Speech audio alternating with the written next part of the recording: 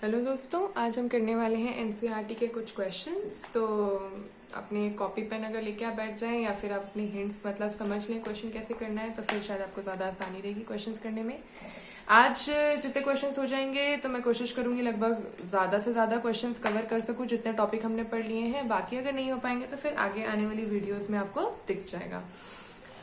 अभी एक बुक आप एनसीईआरटी की अपनी लेके रखें, अगर हो सकता है आपको शायद ना दिखे इसमें, वैसे तो मैं कोशिश करूंगी कि आपको दिख रहा हो क्लियरली, जो कि दिख ही रहा है। और सॉल्यूशंस पे ध्यान देंगे किस तरीके से करना है। और आइए स्टार्ट करते हैं फिर स्टार्ट करते हैं। सबसे पहला क्वेश्चन क्या कह रहा है, what is the force between two small charged spheres. Force निकालना है हैविंग चार्जेस ऑफ 2 into 10 की पावर -7 कूलम and 3 into 10 की power -7 coulomb and placed 30 centimetre apart in air. सबसे पहली बात, क्वेश्चन को लिखने का तरीका हमने कैसे लिखना है। क्वेश्चन को लिखने का तरीके में सबसे पहले आप ये देखो, आपको निकालना क्या है। फोर्स पे लगा दे क्वेश्चन मार्क। आपको एक चार्ज गिवन है Q1 2 into 10 की पावर -7 कूलम, और आपको एक चार्ज गिवन है Q2 कितना गिवन है 3 into 10 की पावर -7 कूलम। ठीक है, और आपको डिस्टेंस कितना गिवन है 30 सेंटीमीटर। तो फॉर्मूला याद है, एकदम सिंपल फॉर्मूला पुटिंग क्वेश्चन है। इसको तो बिल्कुल ऐसा देखने की भी जरूरत नहीं है, अब तो इतने बड़े हो चुके हो कि क्वेश्चन देख के समझ आना चाहिए कि क्या करना है। इसकी वैल्यू कितनी होती है 9 into 10 की पावर 9, Q1 की वैल्यू 2 into 10 की पावर -7 इंटू Q2 की वैल्यू 3 into 10 की पावर -7। अब एक चीज समझने वाली बात क्या होगी, आपको हमेशा इस टाइप के क्वेश्चन या हर क्वेश्चन में ऐसा यूनिट यूज करनी पड़ती है। अब ऐसा यूनिट कूलम की तो कूलम है तो सही है, अगर कभी माइक्रो ऐसा कोई दे दिया, इसको बोलते हैं माइक्रो, या दे दिया नैनो कूलम, या दे दिया आपको मिली कूलम, तो ऐसे में क्या करना है, ज्यादातर यही है जो आपको दे जा सकती हैं। माइक्रो कूलम में आपको लिखना है 10 की पावर -6 कूलम, इससे मल्टीप्लाई कर देना है। नैनो कूलम में 10 की पावर -9 कूलम से मल्टीप्लाई कर देना है। मिली कूलम में 10 की पावर -6 कूलम से मल्टीप्लाई कर -3 से मल्टीप्लाई कर देना। अब देखो, डिस्टेंस की भी ऐसा यूनिट होती है मीटर, बट यहाँ क्या गिवन है सेंटीमीटर। तो आपको जब सेंटीमीटर में कन्वर्ट करना है तो आपको 10 की पावर -2 से मल्टीप्लाई करना होगा। तो यहाँ तो सब कुछ एज इट इज लिख दिया मैंने। नीचे क्योंकि r² लिखना है, तो r² का मतलब 30 into 10 की पावर -2 का होल स्क्वायर। ठीक है, फॉर्मूला पुटिंग क्वेश्चन है, आराम से कैलकुलेट करो, आंसर आ जाएगा मल्टीप्लाई वगैरह डिवाइड वगैरह करके, और आंसर आएगा न्यूटन्स में, क्योंकि फोर्स यूनिट क्या होती है न्यूटन। फर्स्ट क्वेश्चन तो बहुत इजी था। ऐसे ही देखते हैं सेकंड क्वेश्चन। सेकंड क्वेश्चन क्या कह रहा है, the electrostatic force on a small sphere of charge 0.4 microcoulomb, देखो माइक्रोकूलम आ गया यहाँ पे, due to another small sphere of charge -0.8 microcoulomb in air is 0.2 newton. तो सबसे पहले जरा हम अपनी गिवन कुछ चीजें लिख लेते हैं। हमको गिवन क्या गिवन है, पहले Q1 गिवन है, Q1 क्या गिवन है 0.4 माइक्रोकूलम, और हमको एक चार्ज Q2 गिवन है दैट इज -0.8 माइक्रोकूलम। ठीक है, और हमको फोर्स भी गिवन है, और फोर्स हमको गिवन है 0.2 न्यूटन।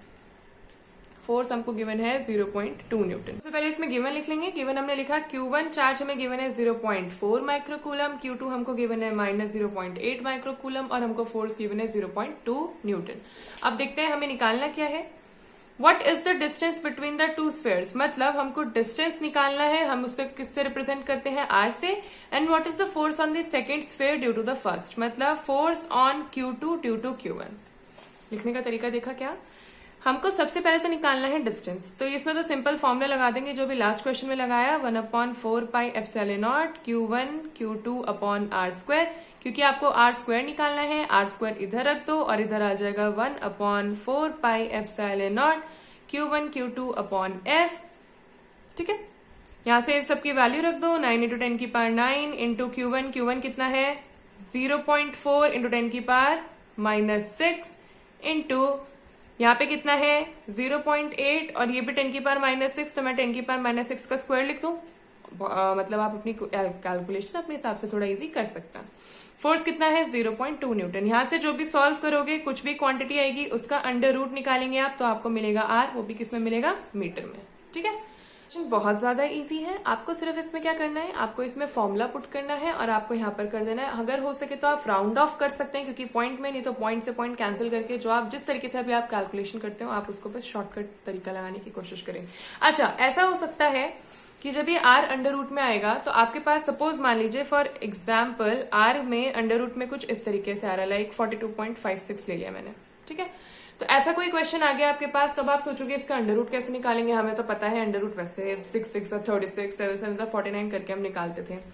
तो इसको मैं आपको एक बार बताना चाहूंगी, काफी बच्चे इसमें दिक्कत कर जाते हैं कि इनका अंडर रूट निकालना नहीं आता है, तो फिर आप एक वाला तरीका देखिए कैसे करते हैं। खैर ये 8th क्लास में हमारा चैप्टर था स्क्वायर्स एंड स्क्वायर रूट्स में, तो वहां पे था, बट यहाँ पे आप सब सीख लेते हैं एक बार फिर से। जब भी हमें स्क्वायर रूट निकालना होता है तो स्क्वायर रूट में हमेशा 2 की पेयरिंग चलती है, वो भी राइट हैंड साइड से। और क्योंकि यहाँ पे पॉइंट है तो पॉइंट से इस साइड आप पेयरिंग करोगे राइट हैंड साइड से, और पॉइंट के इस साइड अलग पेयरिंग चलेगी 2 2 की, ठीक है। तो अब मैंने जब यहाँ से पॉइंट से पेयरिंग कर दी, अब मेरे को ये नंबर चेक करना है 42। 42 के आसपास सबसे ज्यादा नियरेस्ट स्क्वायर नंबर कौन सा होगा? 5 5 25 नहीं, 6 6 36 हाँ जी, 7 7 49, इससे बड़ा हो जाएगा। तो मुझे इससे छोटा और सबसे करीबी स्क्वायर नंबर चाहिए, तो मेरे को दिखा 6 6 36। तो यहाँ पे जब हम सब्ट्रैक्ट करेंगे कितना आ जाएगा, यहाँ से यहाँ पे आ जाएगा 6 और इतना हो गया, समझ आया। फिर हम क्या करते हैं, जो ये दो क्वांटिटीज होती हैं इन दोनों को ऐड कर देते हैं, तो 6 + 6 कितना आ जाएगा 12। क्या आ जाएगा 12। अब मुझे यहां पर एक ऐसा नंबर चाहिए और यहां पर एक ऐसा नंबर चाहिए जो दोनों सेम होने चाहिए, मतलब स्क्वायर नंबर्स ही, मतलब हमें सेम नंबर्स लेना है मेन बात। लेकिन यहाँ पर आ चुका है पॉइंट, तो जब आप पॉइंट उतारेंगे, पॉइंट के बाद के डिजिट उतारना चाहते हो तो पहले पॉइंट लगा देंगे ऊपर और ये दोनों डिजिट साथ में उतरेंगे, क्योंकि हम यहाँ पेयर में काम करते हैं, क्योंकि ये स्क्वायर रूट है। और अगर आपको कभी क्यूब रूट निकालना होगा तो आप क्यूब में काम करते हैं। तो 656 आ गया। अब यहाँ पे और यहाँ पर सेम नंबर चाहिए, तो चलो हम थोड़ा हिट एंड ट्रायल करते हैं। मान लीजिए मैंने ले लिया 3 यहाँ पे भी, 3 यहाँ पे भी, तो 3 3 9, 3 2 6, 3 1 3। देखो 369 बहुत ज्यादा छोटा है, तो अगर मैं इसमें ले लूं 5 तो कितना आ जाएगा, 5 5 25, 5 2 10 11 12, 5 1 6 6 25। देखिए एकदम पास का आ गया। मैंने यहाँ पे भी लिख दिया 5, यहाँ पे भी लिख दिया 5, और ये आ गया मेरे पास 625। तो कितना आ जाएगा 625, तो इससे छोटा ही है ना, 5 2 3 31, ठीक है।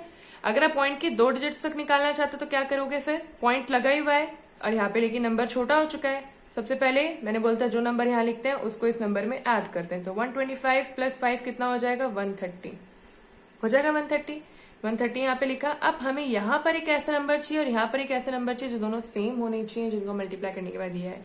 बट आप देख रहे हो 31 तो बहुत ज्यादा छोटा है, 130 बहुत ज्यादा बड़ा नंबर है, मतलब ऐसे तो कोई नंबर मिलेगा ही नहीं। तो हम क्या करेंगे, क्योंकि हमने पॉइंट लगाया है तो हम यहाँ पे पेयर में 2 0 बढ़ा देंगे। पेयर में क्यों बढ़ाएंगे, क्योंकि स्क्वायर रूट है, क्यूब रूट होता तो 3 zeros बढ़ाते। अब ऐसा नंबर ढूंढो, अब देखो नंबर बड़ा हो गया। अब ऐसा नंबर ढूंढो जो इसको और इसको मल्टीप्लाई करने पे आ जाए। तो मैं अगर ले लूं 1303 ले लेते हैं पहले, 309 30 39 3 3909। देखो बहुत ज्यादा बड़ा हो रहा है, तो मतलब 2 ले लूं मैं, 2 2 4 2 0 0 2 3 6 2 1 2। हाँ, तो 2 से सही रहेगा, बस इतना काफी है। इसका मतलब इसका आंसर कितना आ जाएगा 6.52।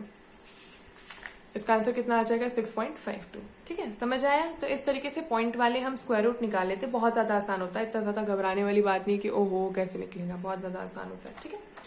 तो फर्स्ट पार्ट तो हो जाएगा। अब सेकंड पार्ट देखते हैं। सेकंड पार्ट उसने बोला था what is the force on the second sphere, मतलब what is the force on the second sphere due to the first one, मतलब सेकंड की वजह से फर्स्ट पे कितना फोर्स लगेगा। तो सिंपल फॉर्मूला लगा देना है 1/4 pi epsilon not Q1 × Q2 upon R²। R² तो वहां से जहां से आप R निकालोगे वहां से R की वैल्यू रख देना है। Q1 आपको गिवन है, Q2 आपको गिवन है, इसकी वैल्यू आपको पता है। Question is done. I hope ये क्वेश्चन समझ में आया होगा। आओ देखते हैं नेक्स्ट क्वेश्चन अपना। नेक्स्ट क्वेश्चन है check that the ratio KE² upon GME/MP. ME is mass of electron, MP is mass of proton is dimensionless. आपको ये चेक करना है कि K × E² upon GME/MP is dimensionless. Dimensionless का मतलब क्या होता है कि इसकी कोई यूनिट नहीं आ रही होगी। तो चलो सबसे पहले देखते हैं यूनिट क्या बनेगी। K क्या है, K यही होता है ना 1/4 पाई एप्सिलॉन नॉट, आपको याद होगा जो हम K निकालते थे। तो इसकी यूनिट आपको याद होनी चाहिए। इसकी यूनिट होती है न्यूटन मीटर स्क्वायर पर कूलम स्क्वायर। K की यूनिट क्या होती है, न्यूटन मीटर स्क्वायर पर coulomb square. E is are electron, electron का क्या होता है unit, charge, charge unit coulomb, मतलब coulomb square.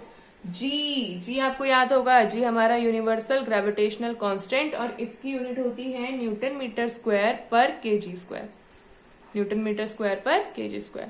Mass of electron कितना होगा, kg में होगा। मास ऑफ प्रोटॉन कितना होगा, kg में होगा, तो मतलब kg × kg। ध्यान से देखो, अगर ऊपर वाले को मैं लिखूं तो वो कुछ इस तरीके से लिखूंगी मैं, न्यूटन मीटर स्क्वायर पर coulomb square into coulomb square upon, इसको मैं कैसे लिखूंगी, न्यूटन मीटर स्क्वायर पर केजी स्क्वायर इंटू केजी कितना हो जाएगा, केजी स्क्वायर। ये कट गया, ये कट गया, ये कट गया, देखो नो यूनिट, कोई यूनिट नहीं बची। नो यूनिट का मतलब क्या हो जाएगा, डायमेंशनलेस। क्या हो जाएगा, डायमेंशनलेस। तो हमने ये तो प्रूफ कर दिया। अब सेकंड पार्ट इसका क्या बोल रहा है, look up a table, what does the ratio signify. ये इतना ज्यादा इंपॉर्टेंट नहीं है, सेकंड पार्ट छोड़ो इसका, ठीक है। आते हैं फोर्थ पार्ट पे। फोर्थ पार्ट हमारा है कुछ थ्योरी बेस्ड क्वेश्चन बोल रहा है, explain the meaning of the statement electric charge of a body is quantized. आपको ये एक्सप्लेन करना है कि इलेक्ट्रिक चार्ज जो हमारा बॉडी पे प्रेजेंट होता है वो क्वांटाइज्ड होता है। अगर आपने हमारे लेक्चर नंबर 1 की वीडियो देखी होगी तो लेक्चर नंबर 1 में हमने पढ़ा था कि चार्ज का क्वांटाइजेशन का मतलब क्या होता है।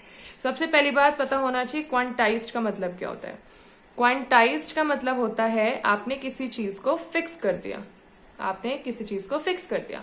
तो यहाँ ये बोल रहे हैं कि एक्सप्लेन करना है आपको इस मीनिंग को कि electric charge of a body is quantized. तो हमें पता है क्वांटाइजेशन से ये फॉर्मूला आता है Q equal to plus minus NE, जिसमें जो हमारा E होता है that is are electronic charge. और आपको पता होगा इस इलेक्ट्रॉनिक चार्ज की वैल्यू कितनी होती है, 1.6 इंटू 10 की पावर माइनस 19 कूलम होती है। ये इलेक्ट्रॉन का भी चार्ज होता है और यही प्रोटॉन का भी चार्ज होता है, पता है आपको ये चीज। तो हमें पता है जब प्रोटॉन इलेक्ट्रॉन का चार्ज इतना ही है और हम इसको यूज करके और कोई भी चार्ज बना सकते हैं which will always be an integral multiple, which will always be an integral multiple. तो इसका मतलब कि क्वांटाइजेशन तो अपने आप ही हो रहा है क्योंकि हमारे पास प्रोटॉन और इलेक्ट्रॉन के लिए यही चार्ज है, प्रोटॉन पॉजिटिव इलेक्ट्रॉन नेगेटिव। हमारे पास किसी भी बॉडी के पास अगर पॉजिटिव है चार्ज तो इसका मतलब उसके पास प्रोटॉन होगा। प्रोटॉन का बेसिक चार्ज इतना, इलेक्ट्रॉन का बेसिक चार्ज इतना। वी नो दैट कि प्रोटॉन और इलेक्ट्रॉन हमारे जो होते हैं these are the only elementary charges जो हमारे मैटर में प्रेजेंट होते हैं। इसके अलावा और कोई चार्ज नहीं होता क्योंकि न्यूट्रॉन का चार्ज कितना होता है, 0। प्रोटॉन और इलेक्ट्रॉन अगर हमारे एलिमेंट्री चार्जेस हैं और उनका चार्ज 1.6 इंटू 10 की पावर माइनस 19 कूलम होता है, जिसमें इलेक्ट्रॉन होता है नेगेटिव और प्रोटॉन होता है पॉजिटिव। जब हमारे बेसिक चार्जेस हैं हम इन चार्जेस का यूज करके हम किसी भी बॉडी के ऊपर चार्ज देख सकते हैं जो कि इसका इंटीग्रल मल्टीपल होगा। तो मतलब ये चीज तो अपने आप फिक्स ही हो गई क्योंकि हमारे पास एलिमेंट्री चार्जेस का मैग्नीट्यूड इतना, ये कोई वेरिएबल नहीं है, ये कांस्टेंट और फिक्स है। जब ये चीज फिक्स है तो आप ये बोलोगे कि क्या electric charge of a body is always quantized and it is of the form Q equal to plus minus NE where E is the electronic charge or the charge which has proton which has this charge. These two charges are the elementary charges. यही हमारे matter में constitute करते हैं, तो इसकी वजह से हम चार्ज को क्वांटाइज्ड कहते हैं। इसी वजह से हम चार्ज को क्वांटाइज्ड कहते हैं। ठीक है, आई होप ये एक्सप्लेनेशन आपको समझ में आया होगा। फिर नेक्स्ट आपके पास क्या है, सेकेंड पार्ट इसका, Why can one ignore quantization of electric charge when dealing with macroscopic that is large scale charges? हम ये बात कर रहे हैं कि आप क्वांटाइजेशन को क्यों इग्नोर कर देते हो। जो ये क्वांटाइजेशन की कंडीशन है ये सिर्फ हम माइक्रोस्कोपिक लेवल पे देखते हैं। माइक्रोस्कोपिक का मतलब क्या होता है, बहुत ही ज्यादा छोटा लेवल है, और मैक्रो का मतलब क्या होता है, बड़ा लेवल। तो आप इसमें क्यों इग्नोर करते हैं, तो एक्चुअल में क्या होता है, जो हमारी चार्ज होता है ना किसी बॉडी पे वो बहुत ज्यादा बड़ा होता है। अगर हम किसी चार्ज की बात करें किसी चार्ज बॉडी पे तो वो बहुत ज्यादा लार्ज होता है। सेकेंड पार्ट में आपको समझा रही हूँ। और अदर हैंड इलेक्ट्रॉन के पास जो चार्ज होता है वो देखो बहुत छोटा है। इलेक्ट्रॉन के पास जो चार्ज है दैट इज 10 की पावर माइनस 19 कूलम, मतलब 19 जीरोस आप आगे लगाओगे तब आपके पास इलेक्ट्रॉन का चार्ज आएगा। तो ऐसे केस में हमने देखा कि जब हम किसी इलेक्ट्रॉन को अगर किसी बॉडी में ऐड करते हैं या किसी बॉडी से रिमूव करते हैं तो जो चेंज होता है वो भी बहुत ज्यादा क्या हो जाता है, स्मॉल हो जाता है as compared to the charge. अगर आप किसी इलेक्ट्रॉन को ऐड करोगे किसी भी बॉडी के साथ या फिर सब्ट्रैक्ट करोगे तो जो चेंजेस होंगे वो भी बहुत ज्यादा छोटे दिखते हैं। छोटे क्यों दिखते हैं, अब खुद देखो, आप इतने ज्यादा छोटी क्वांटिटी को आप किसी में से ऐड करोगे तो आपको पता भी नहीं लगेगा। अगर आपके पास चार्ज है, चार्ज किसी बॉडी पे इतना ज्यादा है और उसमें से आपने इलेक्ट्रॉन को सब्ट्रैक्ट कर दिया, आपको पता भी नहीं लगेगा, इतने जीरोस आपने गायब कर दिए, पता भी नहीं लगेगा। क्यों, समझने की कोशिश करो मैं क्या बोलना चाह रही हूँ कि when electrons are added to a body, जब हम किसी बॉडी में इलेक्ट्रॉन्स को ऐड करते हैं या रिमूव फ्रॉम अ बॉडी, तो जो change taking place in the total charge on the body is so small that the charge seems to be varying.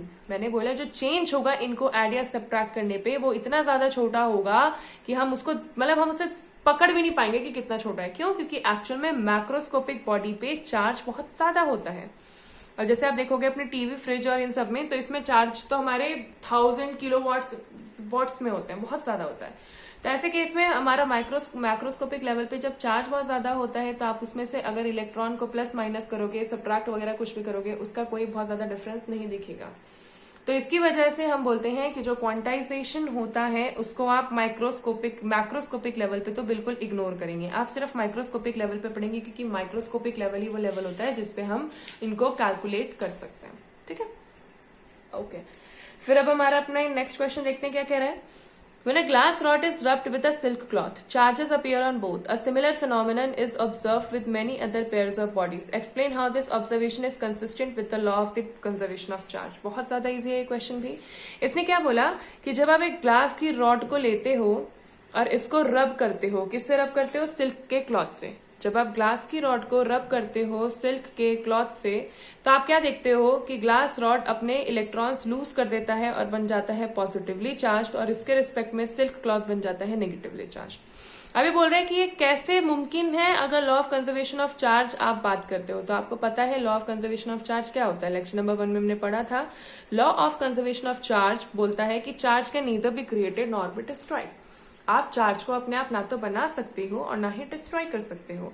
तो अगर ग्लास की रॉड ने अपने इलेक्ट्रॉन्स लूज किए तो वो इलेक्ट्रॉन्स लूज होते ही सिल्क के क्लॉथ में आ गए, और ऐसे ही सिल्क क्लॉथ में अपने इलेक्ट्रॉन्स गेन कर लिए। तो मतलब यहाँ से कहीं पे भी चार्ज कहीं गायब नहीं हुआ, कहीं पे खो नहीं गया, हमारा चार्ज बिल्कुल पूरी तरीके से कंजर्व्ड रहा। इन्होंने बोला एक एग्जाम्पल देके समझाओ, तो मैं एग्जाम्पल दे रही हूँ आपको सोडियम और क्लोरीन का।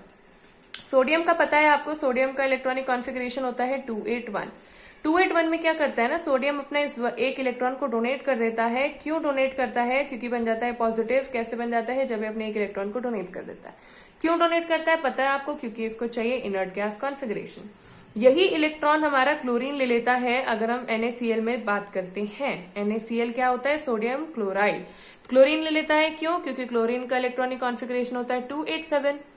ये क्या करता है, एक इलेक्ट्रॉन लेके 288 ले लेता है और इसका इनर्ट गैस कॉन्फ़िगरेशन कंप्लीट हो जाता है, पूरी तरीके से स्टेबल हो जाता है। तो ऐसे केस में देखो, एक इलेक्ट्रॉन इसने दिया तो एक इलेक्ट्रॉन इसने लिया, क्लोरीन पे आ जाता है नेगेटिव साइन।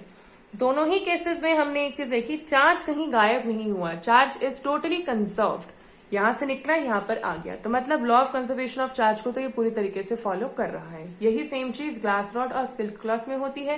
यही सेम चीज हमने फर और इबोनाइट रॉड में भी पढ़ी थी, अगर आपको याद होगा लेक्चर नंबर 1 में। ठीक है, तो ये तो समझ में आ गया होगा आपको। नेक्स्ट क्वेश्चन देखते हैं क्या बोल रहा है। 6th question, 4 point charges QA, QB, QC, QD। ध्यान से देखो, QA और QC का सेम चार्ज है, QB और QD का सेम चार्ज है। Are located at the corners of a square ABCD of side 10 centimetre.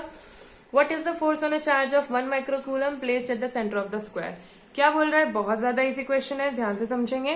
Question ये कह रहा है आपके पास एक स्क्वायर है। क्या है आपके पास? एक स्क्वायर है जिसकी साइड है 10 सेंटीमीटर। सारी साइड 10 सेंटीमीटर होंगी क्योंकि ये स्क्वायर है, सारी इक्वल साइड्स होती हैं। ठीक है, तो ये मैंने बना दिया 10 सेंटीमीटर और इधर भी आ गया 10 सेंटीमीटर। एक साइड है A, B, पॉइंट बना दिए ABCD। A पर जो हमारे पास चार्ज है दैट इज 2 माइक्रोकूलम, B पे है -5 माइक्रोकूलम, C पे है 2 माइक्रोकूलम और D पे भी है -5 माइक्रोकूलम। ये बोल रहा है जो इसके सेंटर होगा, जो ये डायगोनल जहां पे मीट करते ही होगा इसका सेंटर, यहाँ पर आपने रख दिया है 1 माइक्रोकूलम का चार्ज। अब बताओ कि इसके ऊपर कितना फोर्स लगेगा, इसके ऊपर कितना ज्यादा फोर्स लगेगा, यही पूछ रहा है। ठीक है, देखो क्वेश्चन बहुत ज्यादा इजी है, अगर मैं बताऊं इसका आंसर होने वाला है फोर्स लगेगा 0। अब कैसे? बहुत ज्यादा आसान है, फिर से देखते हैं।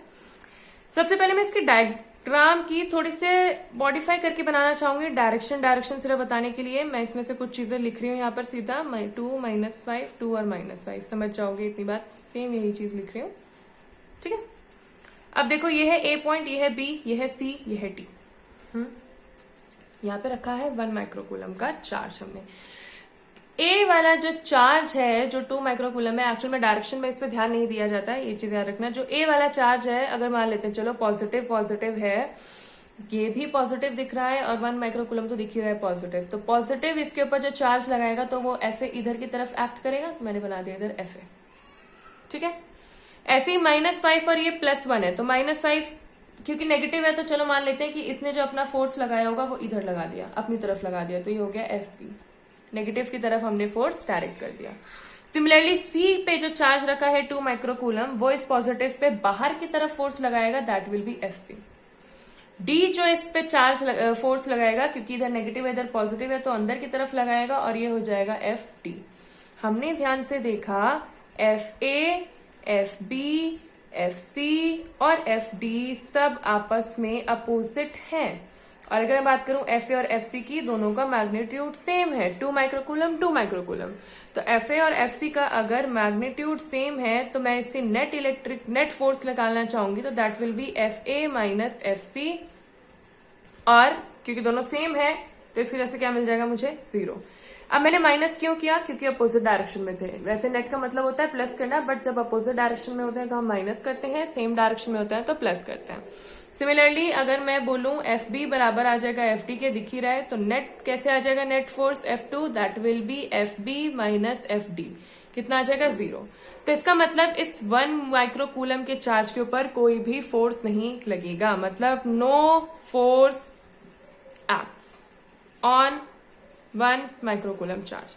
इस 1 माइक्रोकूलम के ऊपर कोई भी फोर्स एक्ट नहीं करेगा। तो मेरे को लगता है आपको ये समझ में आया होगा। बहुत ज्यादा इजी है इसका एक्सप्लेनेशन। इससे रिलेटेड बस आपको समझ के रखना है डायरेक्शन कैसे लगने वाली है। यही सेम डायरेक्शन आपकी इलेक्ट्रिक फील्ड की भी लगती है, तो इलेक्ट्रिक फील्ड और फोर्स की लगभग एक जैसी डायरेक्शन लगती है, ठीक है। तो इस चीज को एकदम ध्यान से समझ के रखना है। नेक्स्ट क्वेश्चन देखते हैं क्या है। नेक्स्ट क्वेश्चन कह रहा है an electrostatic field line is a continuous curve. एक इलेक्ट्रोस्टैटिक फील्ड लाइन जो होती है that is a continuous curve, that is a field line can not have sudden breaks, why not. ठीक है, तो क्वेश्चन ही कह रहा था हमारा कि an electrostatic field line is a continuous curve, ये हमेशा कंटिन्यूअस कर्व होता है। क्वेश्चन नंबर 7 कर रहे हैं हम। That is a field line can not have sudden breaks, why not. तो ये हमारा क्वेश्चन नंबर कौन सा है, ये हमारा क्वेश्चन नंबर है 7। इन्होंने ये बात बोली कि जो हमारे इलेक्ट्रोस्टैटिक फील्ड लाइंस में होते जो कर्व हैं वो कंटिन्यूअस कर्व होते हैं, ऐसे ब्रेक देके नहीं होते हैं। तो क्यों नहीं हो सकती कि कोई भी एक लाइन में ब्रेक हो, हमेशा कंटिन्यूअस क्यों होता है।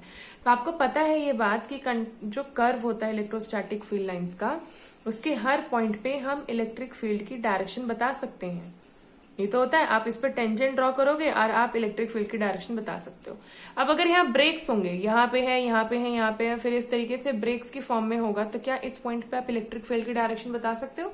क्या आप यहाँ पे टेंजेंट ड्रॉ करके बता सकते हो? नहीं, लेकिन यहाँ बता सकते हो। तो इसका मतलब क्या हुआ, इस क्वेश्चन का एक्सप्लेनेशन ये होगा, the electrostatic field lines are smooth continuous curves and they do not have breaks so as to, because we know that by drawing a tangent we get the direction of the electric field, and if there are breaks then we cannot determine the direction of the applied electric field. Therefore they need to be continuous, they cannot be broken in between. ठीक है। इसका second part क्या बोल रहा है, explain why two field lines never cross each other at any point. ये तो आप लोगों ने पढ़ा था प्रॉपर्टीज में कि two electrostatic lines of force never intersect each other because at the point of the intersection when we draw a tangent there will be direction for two electric field applied, and at a point A, मान लीजिए एक point पर दो direction नहीं हो सकती, there can not be two directions at one point, so therefore this is not possible, therefore these two electrostatic lines of force never intersect each other, never cross each other, never meet each other. ठीक है, 7th question हो गया। 8th question देखते हैं क्या बोल रहा है। 8th क्वेश्चन बोल रहा है 2 point charges QA and QB are located 20 centimetre apart in the vacuum, what is the electric field at the mid point O of the line joining AB। Electric field की बात कर रहा है, तो सबसे पहले बनाते हैं इसकी फिगर। इसकी फिगर है QA हमारे पास चार्ज है दैट इज 3 माइक्रोकूलम। 3 माइक्रोकूलम मतलब 3 × 10⁻⁻6 माइक्रोकूलम, और QB हमारे पास चार्ज है दैट इज -3 माइक्रोकूलम। देन इसने पूछा what will be the electric field at the mid point O। जो हमारा ये मिड पॉइंट O होगा, इस पे इलेक्ट्रिक फील्ड कितनी होगी। इसने पूछा हमारी इलेक्ट्रिक फील्ड कितनी होगी, तो हमको यहाँ पर डिस्टेंस कुछ दिया हुआ है। अच्छा हाँ, डिस्टेंस इसका दे रखा है, इन दोनों को 20 सेंटीमीटर अपार्ट रखा गया है, 20 सेंटीमीटर अपार्ट। तो अगर ये मिड पॉइंट है तो इसका मतलब ये कितना होगा 10 सेंटीमीटर, और ये भी कितना होगा 10 सेंटीमीटर। तो जब दोनों 10 सेंटीमीटर हैं तो फिर मैं मान लेती हूँ ये पॉइंट है मेरा A और ये पॉइंट है मेरा B। तो EA कैसे निकालूंगी, फॉर्मूला होता है 1/4 pi epsilon not QA upon R square. तो 1/4πε0 कितना हो जाएगा 9 × 10⁹ into QA। Charge at A कितना है 3 × 10⁻⁶ अपॉन R कितना होगा 10, और 10 भी क्या है सेंटीमीटर में, तो सेंटीमीटर को पहले मीटर में कन्वर्ट करेंगे 10 × 10⁻², और इसका भी स्क्वायर। सिमिलरली हम ऐसे ही EB निकालेंगे, यहाँ से E आ जाएगा कुछ ना कुछ क्वांटिटी आपके पास। सिमिलरली EB भी आपके पास इसी तरीके से आएगा 1/4πε0 QB upon R square. Sign का ध्यान नहीं देना है, माइनस पॉजिटिव नहीं देखना है, तो यह आ जाएगा 9 × 10⁹ इंटू 3 × 10⁻⁶ क्योंकि माइक्रोकूलम था, और 10 × 10⁻² का होल स्क्वायर।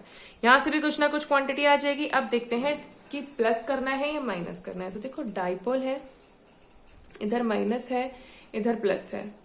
इधर मान लो इधर मैंने ले लिया -3 माइक्रोकूलम, इधर ले लिया मैंने +3 माइक्रोकूलम, और ये मेरा पॉइंट है O। तो माइनस की वजह से इधर जो इस वाले पॉइंट की पे होगी इलेक्ट्रिक फील्ड, वो इधर की तरफ डायरेक्टेड होगी क्योंकि माइनस में अंदर की तरफ जाता है। पॉजिटिव की वजह से इस पॉइंट O पर लगने वाली इलेक्ट्रिक फील्ड भी इधर की तरफ डायरेक्टेड होगी। अगर मान लो ये 1 चार्ज है और ये 2 चार्ज है, तो ये है E2 की वजह से, ये है E1 की वजह से। ध्यान से देखो दोनों की डायरेक्शन सेम है, तो इसका मतलब नेट इलेक्ट्रिक फील्ड क्या आ जाएगी E1 + E2, या इस भाषा में बोलूं मैं तो नेट इलेक्ट्रिक फील्ड कितनी आ जाएगी EA + EB, है ना, बहुत ज्यादा आसान। तो EA + EB, तो EA निकाल दिया, EB निकाल दिया, दोनों को ऐड कर दिया, हमारा काम हो गया। ये हमारे पास आ गई नेट इलेक्ट्रिक फील्ड। ठीक है, अब नेक्स्ट क्वेश्चन क्या बोल रहा है इसका, नेक्स्ट इसका पार्ट भी है, इसका नेक्स्ट पार्ट बोल रहा है इफ इसका नेगेटिव पार्ट बोल रहा है। इसका सेकंड पार्ट क्या बोल रहा है, if a negative test charge of magnitude 1.5 × 10⁻⁻19 coulomb placed at this point, what is the force experienced by the test charge. इन्होंने बोला जो आपके पास ये डाइपोल का सिस्टम दिख रहा है -Q और +Q, इसके बीच में O पॉइंट पे मैंने एक माइनस चार्ज रख दिया, मान लो Q0। तो इसे बताओ इस पे फोर्स कितना लगेगा। तो सबसे पहली बात, इस पॉइंट पे आपने फर्स्ट पार्ट में इलेक्ट्रिक फील्ड निकालनी है, ई नेट जिसे आप बोल रहे हो वो निकालनी है। आपको याद होगा ई का फॉर्मूला हमने एक पढ़ा था F/Q0, तो F क्या बन जाएगा यहाँ से E × Q0। तो E यहाँ से जो निकाली उसको यहाँ पे रख दो, Q0 आपको गिवन है, जो भी क्वेश्चन में गिवन है, और यहाँ से फोर्स आ जाएगा, और वो किस में आ जाएगा, न्यूटन में। इजी पीजी क्वेश्चन बहुत ज्यादा इजी है, बस आपको समझने की जरूरत है कि क्वेश्चन को किस तरीके से अप्लाई करना है। घबराने की जरूरत नहीं है, अपने सारे कॉन्सेप्ट लगाने हैं, सारे फॉर्मुलाज लगाने हैं, डायरेक्शन का बहुत खासा ध्यान रखना है। ठीक है, तो नेक्स्ट क्वेश्चन देखते हैं क्या बोल रहा है। A system has two charges QA and QB given है located at points this and this respectively. What are the total charge and the electric dipole moment of the system? क्या बोला है, क्या बोला हमको क्वेश्चन में, हमको गिवन है क्वेश्चन नंबर 9 ये कह रहा है हमारे पास दो चार्जेस हैं QA दैट इज 2.5 × 10⁻⁷ कूलम, हमारे पास है QB दैट इज -2.5 × 10⁻⁷ कूलम, और ये जो QA है that is at point 0 centimetres, और यहाँ पर QB जो है that is 0 and 0 and +15 centimetres. ठीक है, इतनी चीज तो हमको गिवन है। अब क्वेश्चन ने हमसे पूछा है, सबसे पहले क्वेश्चन ने हमसे पूछा है what are the total charge. तो टोटल चार्ज कैसे निकालेंगे, देखो एक नेगेटिव है एक पॉजिटिव है, तो आंसर तो आपको समझ में आ रहा होगा, दोनों क्या है सेम है, एक पॉजिटिव एक नेगेटिव है, तो total charge will be QA + QB, और दोनों का कितना आ जाएगा 0, कहानी खत्म। दूसरा पूछ रहा है and the electric dipole moment of the system. Electric dipole moment, ये इंपॉर्टेंट आ गया। इलेक्ट्रिक डाइपोल मोमेंट का फॉर्मूला याद होना चाहिए, P = Q × 2L। अब देखो Q तो दोनों में क्योंकि सेम हमें पता है डाइपोल है, तो मतलब दोनों का चार्ज दोनों का मैग्नीट्यूड सेम होगा, साइन डिफरेंट है, तो मतलब Q का फॉर्मूला तो यहाँ पे आ गया 2.5 × 10⁻⁷, क्योंकि हम इसमें साइन नहीं लिखते।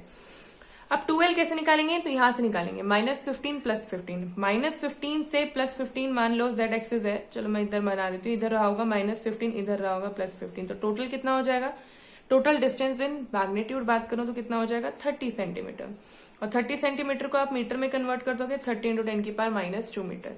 ये हमारे पास टोटल डाइपोल लेंथ है, मतलब 2L। तो ऐसा नहीं करना है आपको कि L = 30 × 10⁻² फिर उस पर डिवाइड कर रहे हो, नहीं 2L ही पूरा है 30 × 10⁻², तो मतलब यहाँ रख देना है 30 × 10⁻², और इसको सॉल्व कर देना है, यहाँ से आ जाएगा आपके पास डाइपोल मोमेंट।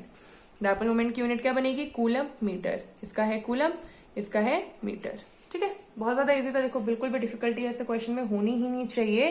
क्वेश्चन को समझो, मीनिंग समझो, और क्वेश्चन आराम से हो जाता है। आज का लास्ट क्वेश्चन हम देख रहे हैं, इसके बाद बाकी क्वेश्चंस आप एक बार खुद करने की कोशिश करेंगे। लास्ट क्वेश्चन क्या कह रहा है, क्वेश्चन देखेंगे क्या कह रहा है। An electric dipole with dipole moment 4 × 10⁻⁹ coulomb is aligned at 30 degree with the direction of a uniform electric field.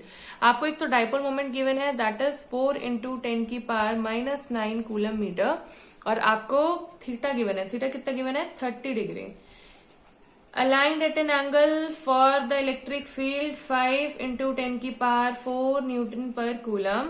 Calculate the magnitude of the torque. अरे बिल्कुल फॉर्मूला पुटिंग क्वेश्चंस, ये तो क्वेश्चंस ऐसे हैं ही नहीं जो आपको बिल्कुल दिक्कत करेंगे। क्या है, tau equal to P E sine theta. बस फॉर्मूले में सब कुछ रख दो, पी गिवन है, ई गिवन है, थीटा गिवन है, बस कहानी खत्म। इतने इजी क्वेश्चंस थे। आगे थोड़ा सा टिपिकल क्वेश्चन होगा, तो इसको हम अपनी नेक्स्ट वीडियो में मैं कोशिश करूंगी कि आपको और जितने मैक्सिमम से मैक्सिमम नंबर ऑफ क्वेश्चंस आपको करा सकूं, ताकि आपकी जो थोड़ा सा भी हिचकिचाहट है कि एनसीईआरटी के क्वेश्चंस डिफिकल्ट होते हैं, आपकी वो कम हो, क्योंकि एक्चुअल में एनसीईआरटी के क्वेश्चंस डिफिकल्ट नहीं होते, बस आपको एक बार समझने की जरूरत होती है। तो आई होप आपको आज की वीडियो पसंद आई होगी। क्वेश्चंस को मैंने जितने एनसीईआरटी के थे उनको सॉल्व करने की कोशिश करी है। आगे और ऐसी वीडियोस आएंगी, आप बस कोशिश कीजिए इन क्वेश्चंस को अपने आप एक बार प्रैक्टिस कर सकें, लैंग्वेज समझो और क्वेश्चन आसानी से हो जाएगा। तो अगर आपको वीडियो पसंद आई हो तो वीडियो को लाइक जरूर करें और इस चैनल को सब्सक्राइब करें, ताकि आगे आने वाली वीडियोस का आपको नोटिफिकेशन मिलता रहे। Thank you for watching.